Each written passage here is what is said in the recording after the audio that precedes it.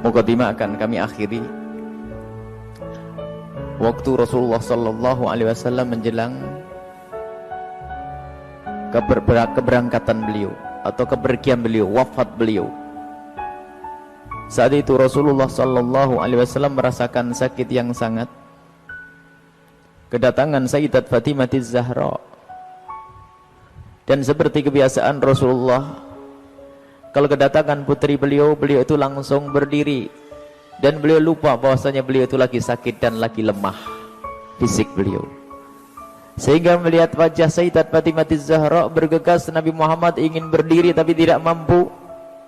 Ingin berdiri lagi dan tidak mampu, ingin berdiri lagi dan tidak mampu. Kemudian Sayyidat Fatimah bergegas mempercepat langkah hingga sampai kepada Rasulullah, tidak usah berdiri ayah. Kemudian Sayyidat Fatimah Az-Zahra mencium keningnya Rasulullah sallallahu alaihi wasallam. Dan setelah itu Sayyidah Fatimah Az-Zahra agak menjauh dari Rasulullah karena waktu itu ada yang menjaga. Di antaranya Sayyidah Aisyah. Tiba-tiba Rasulullah meminta, kau ke sini, dengan isyarat. Memanggil Sayyidat Fatimah Az-Zahra, lalu didekatkanlah Sayyidat Fatimah Az-Zahra kepada Rasulullah. Dan di saat Sayyidat Fatimah Az-Zahra dekat dengan Rasulullah, tiba-tiba ditarik kepala Sayyidat Fatimah, didekatkan telinga beliau ke bibirnya Rasulullah. Dan di saat itu Rasulullah berbisik dengan satu bisikan. Saat itu Sayyidat Fatimah Az-Zahra nangis. Nangis yang luar biasa, beliau menangis. Kemudian setelah itu ditarik lagi kepala Sayyidat Fatimah Az-Zahra, kemudian dibisiki yang kedua kalinya. Dengan bisikan yang kedua kalinya ini ternyata Sayyidat Fatimah Az-Zahra tidak menangis lagi. Justru yang ia temukan adalah, yang ditemukan dari Sayyidat Fatimah Az-Zahra adalah senyum. Siti Aisyah dari kejauhan ini terheran-heran, kok ada orang menangis langsung tertawa. Sehingga setelah itu ditanya, Fatimah, aku lihat engkau tadi menangis bareng dengan tertawa. Rasulullah ngomong apa? Dijawab oleh Siti Fatimah Az-Zahra, aku tidak akan menyebar rahasia ayahku, antara aku dengan ayahku selagi beliau masih hidup. Dan cerita ini akan dibuka oleh Siti Aisyah bersama Sayyidat Fatimah Az-Zahra. Cerita itu adalah waktu pertama dibisikkan oleh Rasulullah kepada Siti Fatimah. Bisikan itu adalah, wahai Fatimah, sebentar lagi aku menghadap kepada Allah, aku akan meninggal, aku akan kembali kepada Allah. Yang disadari oleh Siti Fatimah Az-Zahra adalah perpisahan. Sehingga perpisahan itu, yang ia sadari adalah perpisahan. Maka dari itu rasa takutnya Siti Fatimah Az-Zahra dengan perpisahan dengan orang yang sangat dicintai menjadikan Sayyidat Fatimah Az-Zahra menangis. Dan tangisnya tiada kira, karena akan ditinggal oleh Rasulullah. Kecintaan kepada Rasulullah menjadikan itu semua terjadi, menangis. Dan kemudian bisikan yang kedua, kata Siti Fatimah, beliau berkata kepadaku bahwa engkau adalah pertama dari keluargaku yang akan menyusulku. Aku menjadi lega, aku senang karena aku bisa menyusul ayahandaku. Artinya aku tidak akan pisah lama dengan ayahku. Dan benar, setelah 6 bulan Rasulullah meninggal, disusul oleh Sayyidat Fatimah Az-Zahra. Dan perjalanan meninggalnya Sayyidat Fatimah, Masya Allah, hari-hari Sayyidat Fatimah Az-Zahra menanti hari yang dinantikan ini.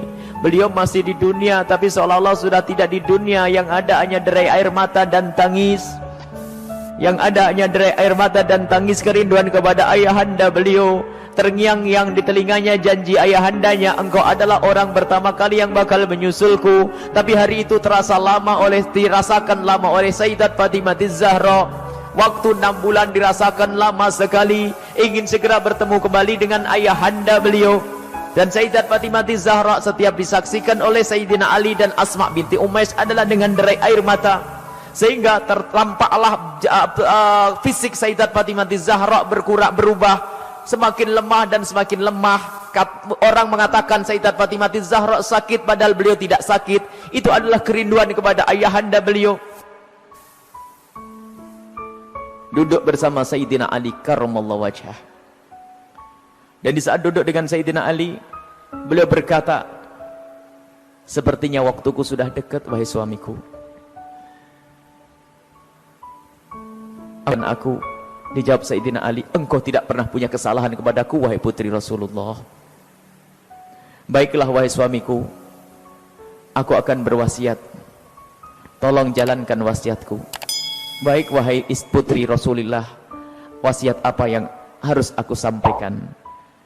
Waktu itu Sayyidah Fatimah Zahra berwasiat, aku wasiat kepadamu 3 hal. Yang pertama adalah nikailah Umamah. Setelah aku meninggal nanti, Umamah itu putri daripada Sayyidah Zainab. Karena Umamah itu adalah sifat wataknya sangat mirip dengan aku, dan dia sangat bisa untuk mendidik anak-anakku. Yang kedua adalah, jika aku mati nanti, tolong aku diantarkan ke kubur dengan keranda mayat seperti yang pernah dipesankan kepada Asma. Yang ketiga adalah, kuburlah aku di malam hari.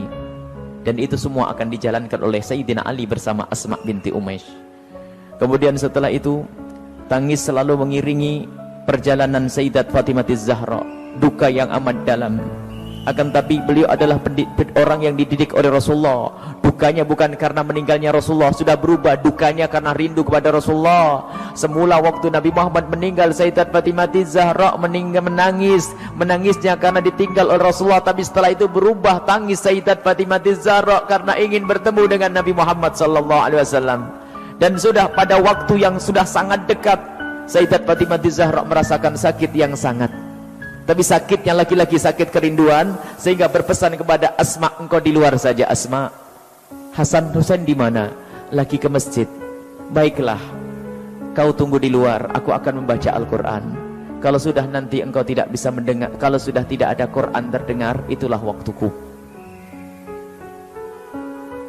Sayyidat Asma berada di depan sambil nunggu kepulangan Sayyidina Hasan dan Husain. Beliau tidak menyadari omongan Sayyidat Fatimah tadi, hanya mendengar tapi kurang bisa menyadari.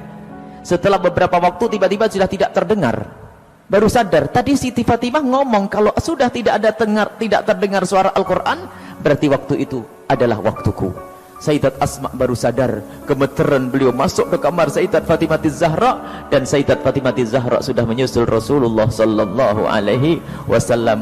Yang ada di dalam yang bisa dilakukan oleh Sayyidat Asma hanya menangis, dan tangisnya Sayyidat Fatimah Zahra tidak sekedar kepergian Sayyidat Fatimah Zahra, bukan hanya karena kepergian Sayyidat Fatimah Zahra. Sayyidah Asma binti Umaysh berpikir, bagaimana aku menghadapi 2 cucu Rasulullah sallallahu alaihi wasallam. Dipikir kecintaan kepada ahli bait Nabi Muhammad SAW. Aku harus ngomong apa dengan Hasan Husain? Bingung Sayyidat Fatimah Zahra, pintu masih ditutup. Bingung Asma binti Umaysh, pintu masih ditutup.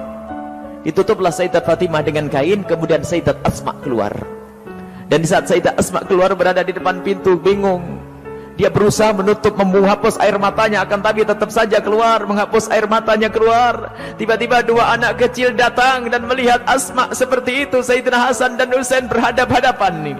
Pendidikan dari Rasulullah, berhadap-hadapan, sadar ada sesuatu yang tidak beres, ada yang nggak beres di rumah. Berhadapan-hadapan Sayyidina Hasan dan Husain, anak kecil, tiba-tiba rangkulan sampai menangis, belum dikasih tahu sudah paham. Itulah sambung hatinya cucu Rasulullah dengan ibundanya dan dengan Rasulullah sallallahu alaihi wasallam. Asma tidak bisa menahan itu semua, kemudian dirangkul dan dibawa ke dalam, dan sampai di dalam mencium kening Sayyidat Fatimah Zahra. Itulah yang terjadi di dalam rumah pecinta-pecinta Rasulullah sallallahu alaihi wasallam.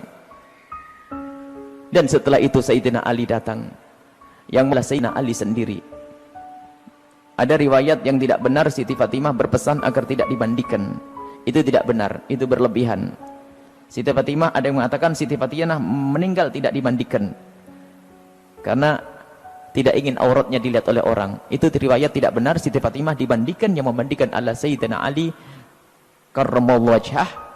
Dan kemudian setelah itu Sayyidina Fatimah Zahra dihantarkan ke kubur dengan cara seperti yang telah dipesankan oleh beliau, memenuhi wasiat dari Sayyidat Fatimah Zahra.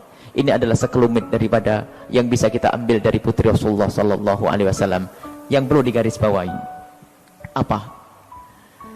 Kenapa Sayyidat Fatimah Zahra dicintai oleh Rasulullah? Bukan karena putrinya saja. Sebab kalau urusan putri, yang lain juga putrinya Rasulullah. Sayyidah Zainab, Sayyidah yang lain. Tapi kenapa Sayyidat Fatimah Zahra mendapatkan ini semuanya? Karena ada kelebihan akhlaknya yang sangat luar biasa. Pertama, kecintaannya kepada Rasulullah berlebih daripada yang lainnya, sehingga mendapatkan balasan dari Rasulullah yang lebih. Yang kedua, lihat akhlaknya, rasa malunya yang tinggi kepada Rasulullah, rasa malunya yang tinggi. Kemudian di samping itu, pengabdiannya yang luar biasa. Ini yang menjadikan Rasulullah cinta kepada Sayyidat Fatimah Zahra. Dan juga Sayyidat Fatimah Zahra adalah orang yang sangat dekat dengan Rasulullah, bukan saja dekat di dalam pergaulannya, akan tapi memang senantiasa ini balas-balasan masalah kecintaan, sampai digelari Ummu Abiha. Ummu Abiha, ibu dari ayahnya, begitu dekatnya. Sifat-sifat Sayyidah Khadijah Al-Kubra turun kepada Sayyidat Fatimah Zahra, sehingga waktu Sayyidat yang paling berduka adalah Ummi Kulthum. Sayyidah Ummi Kulthum, karena apa? Menemukan bahasanya figur ibuku ada di Sayyidat Fatimah Zahra, figur ibuku ada di kakakku Fatimah Zahra, tapi setelah itu sudah tidak ada. Inilah Sayyidat Fatimah Zahra yang harus kita suri teladani.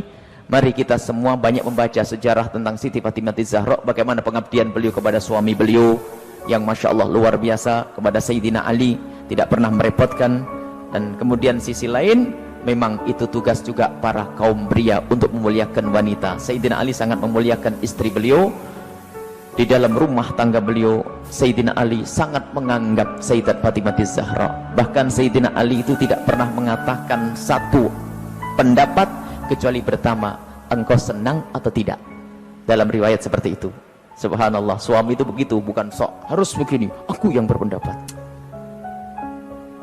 Jadi menghargai wanita itu juga memupuk hati seorang wanita ini agar bisa terbimbing, karena Nabi Muhammad sudah menggambarkan wanita itu adalah seperti tulang rusuk, bengkok, bukan bengkok fisiknya, semuanya bengkok, akan tapi maknanya adalah dia itu berbeda, punya watak dengan kaum laki-laki, maka harus ada kesesuaian di sini.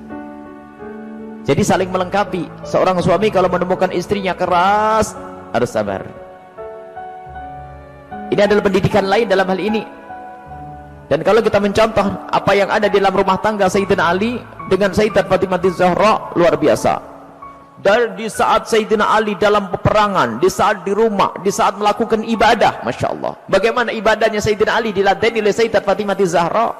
Bahkan pernah Siti Fatimah itu melakukan satu kesalahan, minta maaf semalam, berkali-kali minta maaf kepada Sayyidina Ali, lalu laporan kepada ayahanda, ayah semalam aku punya masalah dengan suamiku, sampai aku meminta maaf, akhirnya aku dimaafkan. Rasulullah menjawab, kalau seandainya Ali tidak memaafkanmu, aku pun tidak akan memaafkan. Allah. Seorang bapak yang bijak memihak kepada kebenaran, bukan memihak kepada putri beliau. Tapi inilah Sayyidat Fatimah Zahra yang mendapatkan jaminan atau kabar gembira dari Rasulullah bahwasanya beliau adalah ahli surga. Ini saja insya Allah, semoga ini menjadi bekal kita untuk semakin kenal kepada Siti Fatimah Zahra. Nanti cari buku tentang Siti Fatimah Zahra, tapi hati-hati, karena kalau sudah berbicara tentang Siti Fatimah Zahra, nanti ada tulisan atau cerita tentang Siti Fatimah Zahra yang ditulis oleh orang-orang yang tidak bertanggung jawab, yang benci kepada Sayyidina Abu Bakar dan benci kepada Sayyidina Umar. Ternyata nanti Siti Fatimah ditolimi, dipukul Sayyidina Umar dan sebagainya. Itu awas, buku dusta.